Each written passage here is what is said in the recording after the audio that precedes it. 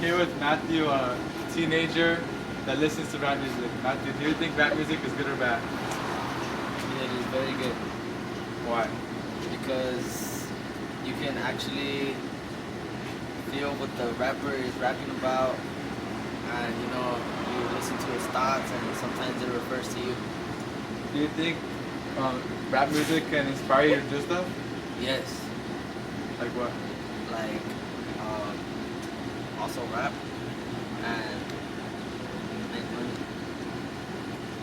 Do you think rap music can inspire you to kill somebody, shoot somebody, or anything? No, Many parents believe that rap music is bad for their kids. Do you agree with them? no, I don't agree with it Why not?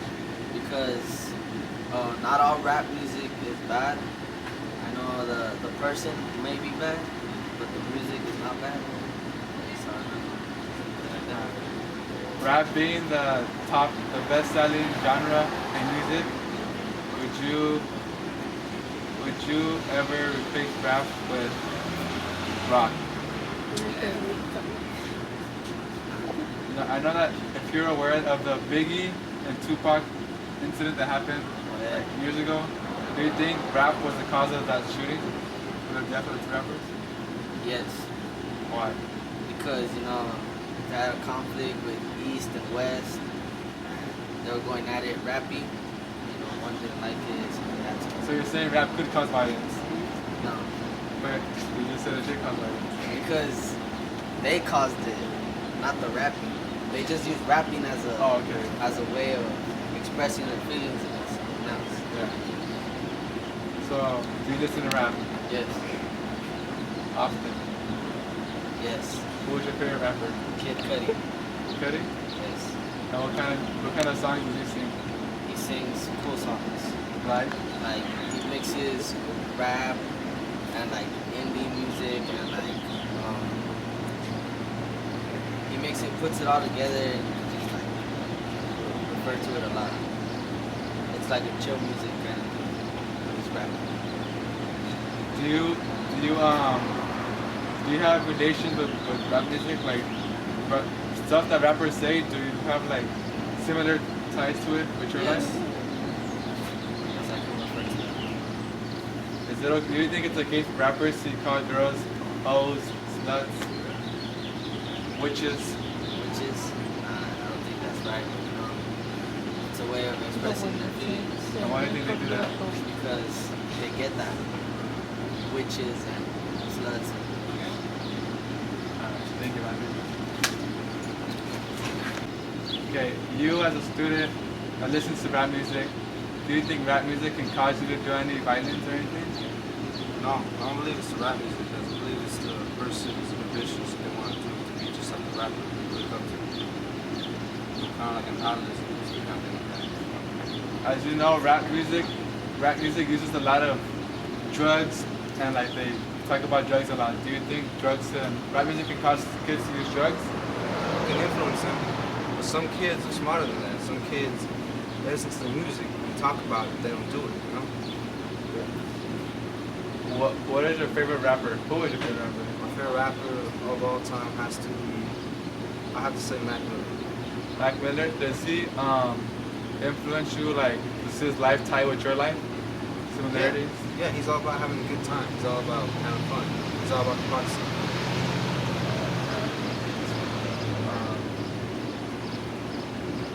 Rap music, parents say that it's bad for kids. Would you agree with that? I would have to say yes, no. No, because the kids, they like rap music. They may have their favorite rappers. And that's just their way of expressing themselves. Some kids actually do rap too. It's the way they express themselves, things that they feel. I think yes, the fact that it could be a negative influence on their lives. In the future, would you let your kids listen to rap music? If they wanted to, yeah. Would you ever try to take rap music away from them? No. What would you say if your kids got influenced by rap music and started doing bad stuff? Would you take it away from them now? I wouldn't take that freedom from them, but I would restrict what they can do. I would put them in check. And I would tell them that doing that is not good.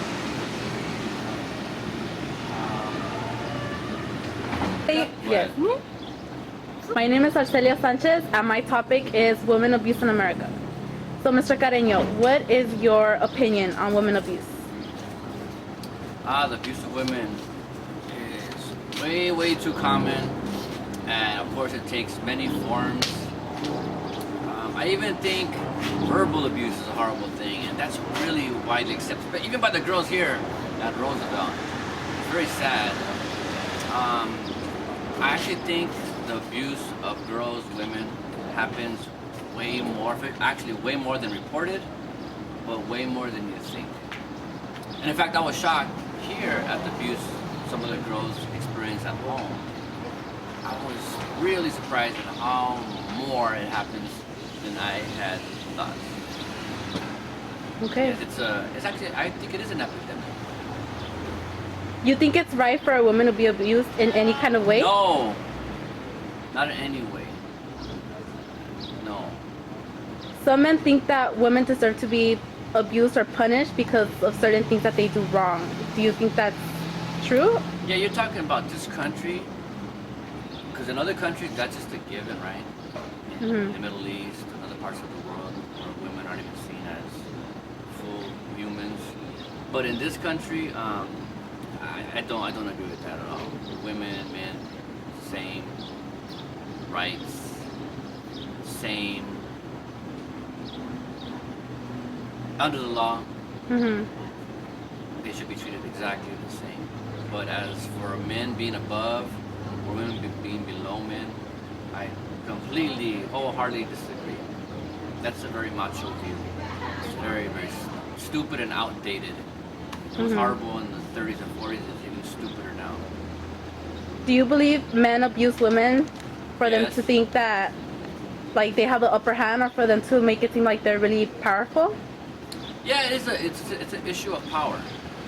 It's an issue of power, and I remember a collegiate story where a girl asked me why her boyfriend was an expletive, and I said, because you let him.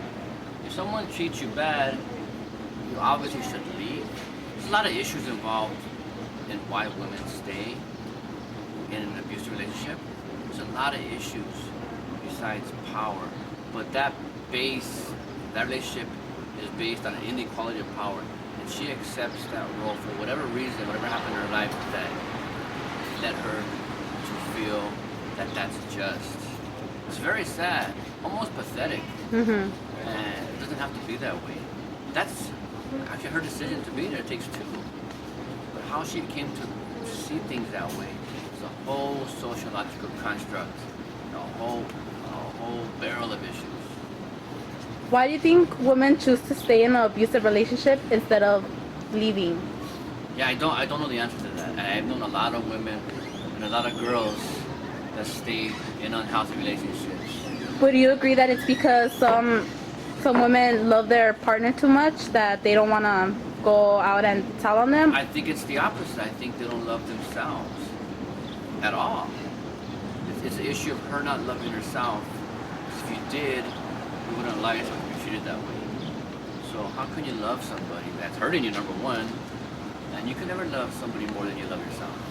And because there's a void there for the woman, something's missing, they try to fill it with that. Whatever it came from the abusive dad, or whatever experiences she had at home, you want to fill your void with another person. And as a person, she'd rather have a negative person than an emptiness. She'd rather fill the void with something more than nothing, I think. Do you think it has to do with self-esteem also? And completely. Self-esteem is destroyed as a young lady, and there's nothing there. She doesn't esteem herself. She's not even a real person. She's not complete. And she should feel her incompleteness is filled with another person she believes, even though it's negative. Yeah, it's really sad. It happens way too often. So you do know many people that have been in an abusive relationship. I had a friend who recently passed away, who I met, who had an abusive boyfriend. very abusive. And I tried to help her out, became her friend, broke up with him, and then she told me that she had another partner who was also abusive. And it was a woman this time. Oh. So she had a girlfriend who used to beat her up. She disliked me because I was a friend of this person and treated her with respect and found her a threat. So, I don't know, it's a really sad issue. It takes a lot of therapy. I don't know how that comes about. I really don't know. Many women stay in those abusive relationships, and as a result they end up getting killed because they don't go out and say anything. For those women out there, what would your advice be? What would you tell them to do is right? Yeah, that's really hard. Yeah, I've known a lot of women, a lot of friends that have gone through that. They have to tell somebody. Yeah, I don't know what's the final straw that would make you leave that person.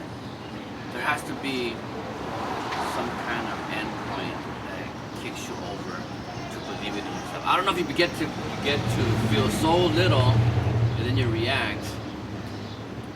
How can you be comfortable? There's a lot of people who are comfortable in chaos. There's a lot of girls I meet at Roosevelt that are used to chaos, will always cause chaos. Yeah. And I know women like that. That's what they're used to. I grew up in a house full of chaos, so that's normal to me.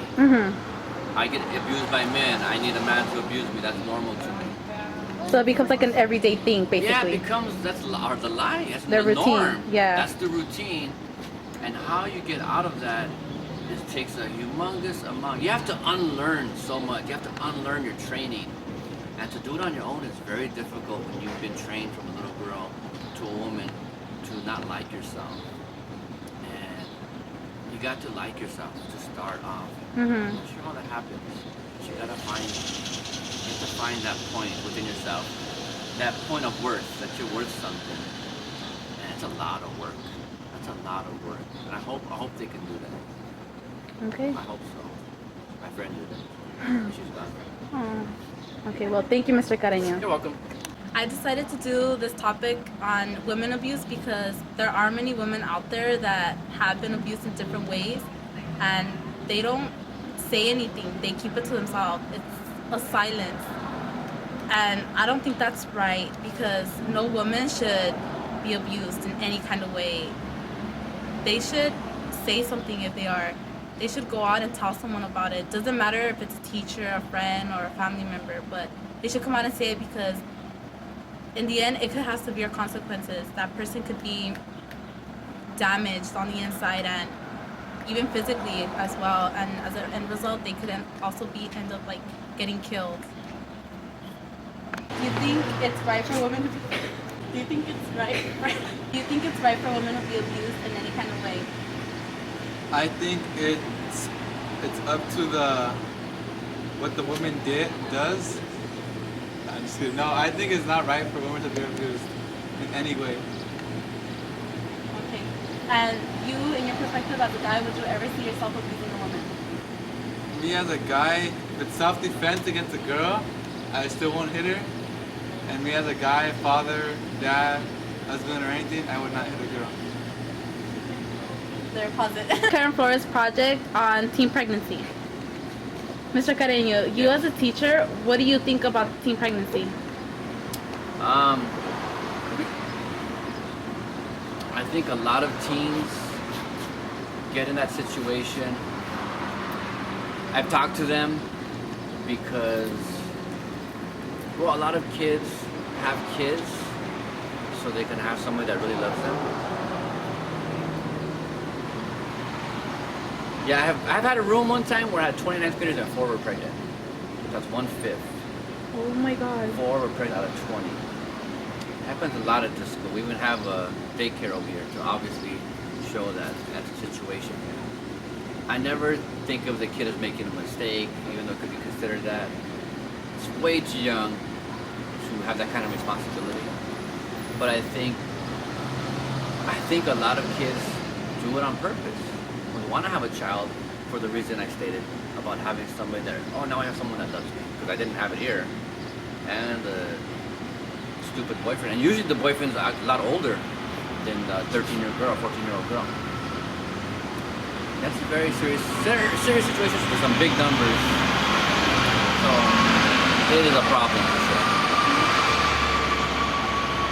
Do you think those teenagers who had kids, do you think that would affect their kids when they grow older into also becoming parents at a teenage? I think there are some teen moms that do mature because of that.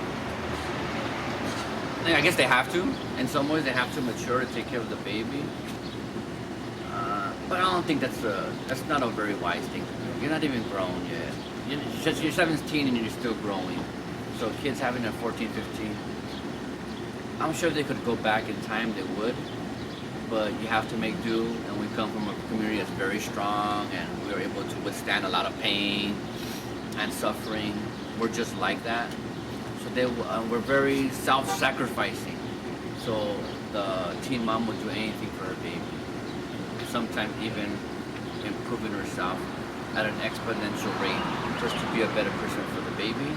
But that's just not healthy on so many levels. Do you believe that some teenagers are forced into being pregnant, or it just happens? No, of course, there's a lot of rapes of young people, and the non-belief in abortion causes them to have their children.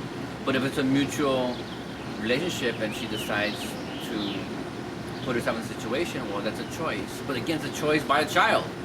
She's 15, she's 16, she's still a child, not fully developed physically or mentally. So, but that situation is produced in the home. The lack is produced in the home. Why does that person not feel fulfilled?